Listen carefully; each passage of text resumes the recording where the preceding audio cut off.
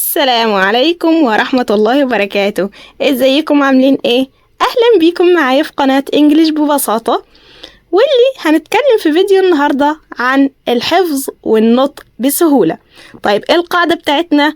قاعدة الجي اتش.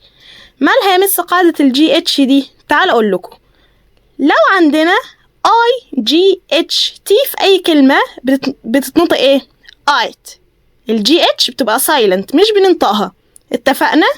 زي كلمة blight, flight, might, right, height, fight, sight, light زي ما ظاهر كده معانا، اوكي؟